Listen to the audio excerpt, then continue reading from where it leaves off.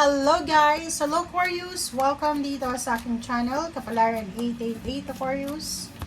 Alamin natin kung anong messages, vibration, gabay energy para sa lahat. General reading siya, so pwede kang makaresonate, gamitin mo ang iyong intuition sa panonood, Aquarius. Okay, wow! Aquarius. First card and second card mo is proceeding softly, making a difference. Wow! Okay. So, this week, sa linggong ito, Aquarius, sinasabi sa'yo ng barahan na kung ano man daw to na gagawin mo or pinag-iisipan mong gawin or kailangan mong gawin, make sure na pag-isipan mo siya ng maayos, ng quiet. 'Di ba? So, etong proceeding softly na to, para siyang the hermit. 'Di ba? Para siyang the hermit, solitude, reflection, kailangan mong mag-isip. 'Di ba? Yung parang sinasabi sa'yo na sa linggong ito, huwag mong sasayangin yung energy mo, huwag mong sasayangin yung power mo, yung strength mo, para lang sa desisyon na pwede mong pagsisihan. So, proceeding softly, dahan-dahan lang tayo, okay? Ano lang tayo, quiet lang tayo, low-key lang tayo, dahan-dahan lang, huwag magmadali, huwag maging aggressive, huwag maging defensive. Making a difference, sinasabi huwag kang magjo-join sa crowd ngayon, 'di ba? Yung parang sinasabi sir dito, sa ngayon kasi ang hirap na ng buhay sa ngayon, 'di ba? Kasi yung mga tao ngayon, bilang na lang sa daliri natin, yung mga mabubuti talaga yung kalooban, 'di ba? So dito sinasabi na parang trend 'yan ngayon eh. Yung maangas ba, 'di ba? Yung parang ang nakikita ko sa ngayon, yung mga tao ngayon, hindi na sila natatakot, lalo sa social media, 'di ba? Ang tao ngayon, mabilis na silang mag-judge, parang mga huwes talaga, 'di ba? May mag-post lang ng isa sa social media, yung iba, parang feeling nila entitled sila na mag-comment, magbigay ng unsolicited nilang comment na parang judgmental, 'di ba? Hindi naman yung parang advice yung ibibigay, pero judgmental yung tao. So, dito sinasabi na kung ano yung trend ngayon, make a difference. Huwag tayong sumunod.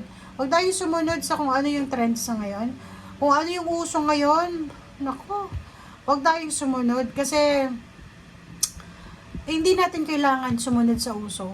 Ano lang, be authentic, 'di ba? Maging true ka lang, maging humble ka lang, low-key ka lang. Kasi hindi naman requirements yun na kailangan kung ano yung uso ngayon, ganun din yung gawin natin eh. 'Di ba? So, yun. Slowly but surely, okay? Make a difference. Huwag kang sumunod sa uso. Huwag kang sumunod sa trend. Kung ano yung ano ngayon, kung ano yung uso, dun ka sa dati mong habits, 'di ba?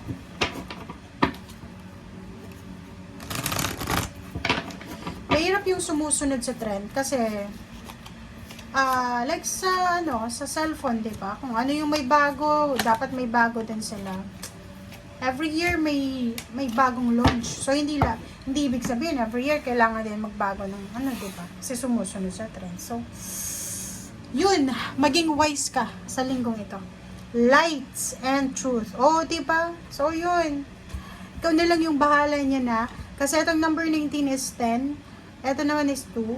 So, sinasabi sa'yo na doon tayo sa liwanag, guys. Doon tayo sa liwanag, doon tayo sa katotohanan. Diba? Ang ganda na ito, Libra. Kasi sinasabi talaga sa atin ng baraha mo na, mas okay na kahit sabihan tayo na, ay, baduy mo naman. Yung damit mo, hindi uso, hindi ganyan. Parang ganyan. Okay lang yun. Basta doon tayo sa katotohanan, doon tayo sa maliwanag, doon tayo sa kung ano yung kinalakihan natin from our grandparents, from our ancestor, from our alam mo na. Okay? So, dito sa baraha mo nakikita ko na parang iiwasan nyo, natitempt siguro kayo na sumunod sa uso. Kaya siguro yun, or masyado ka sigurong nape-pressure. Kaya may proceeding softly dyan na card kasi pwedeng nape-pressure ka. Lahat ng mga tao ngayon may negosyo na. Lahat ng tao ngayon may bahay, lupa, sasakyan na. kahit walang parking, may sasakyan. Diba? So, parang, sinasabi dyan sa'yo, wag kang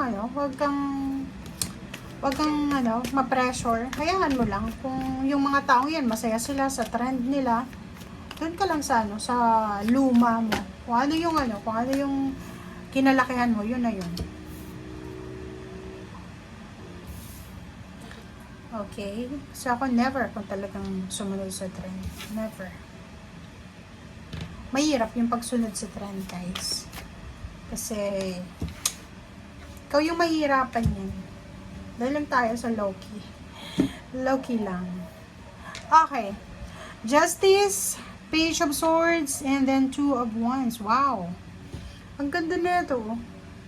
Kung makikita mo yung first 3 cards mo dito, Aquarius, sinasabi sa'yo na posibleng makatanggap ka sa linggong ito or meron kang pinagpipilian na dalawang bansa. Pwedeng OFW ka or pwedeng dating OFW, plano mong mag-OFW.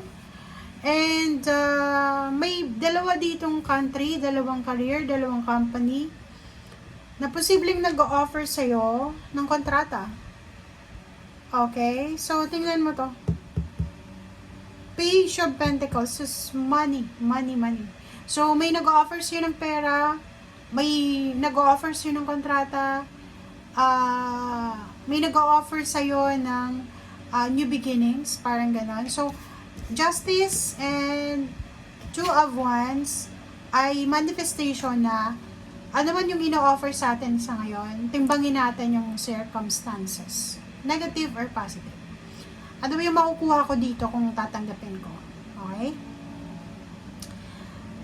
Dito guys, sa 8 of Swords na to, is a stagnation to eh. So, kung ano man itong ino-offer sa'yo, it's either money, investment, ano ba yan? Financial support, new job, new career, new business ideas, new source of income, Aquarius. Sinasabi ng Barasser dito na posibleng makatulong yan sa'yo para makaalis ka sa stagnation, financial stagnation. Like, kung ano man ang trabahong ino-offer na to sa'yo, or business na yan, or pagkukunin ng pera, makakatulong yan sa'yo para makabayad ka ng utang mo, para matupad mo yung mga pangarap mo sa buhay, but, sinasabi sa'yo dito ng Four of Swords, pag-isipan mo muna ng mabuti. Okay? Spend time reflecting kung ano tong mga gusto mong mangyari sa buhay mo, gusto mong gawin. Yun nga, timbangin natin, makakabuti ba to sa akin 5 years from now? Ano ba yung pros and cons na to? And yung Four of Swords natin dito, sinasabi na wag kang gagawa ng desisyon na hindi mo pinag-iisipan. Kasi, hindi mo naman sigurado talaga kung talagang yung ino-offer na yan sa'yo is, yan na yung susi ng tagumpay mo. Hindi mo pa alam eh, parang risky to. So, make sure lang na pag-isipan, hanapin yung tamang sagot, mag-research, wag magmadali. Kasi pag nagmamadali tayo, doon masisira yung discarding. Okay? Thank you guys. Bye!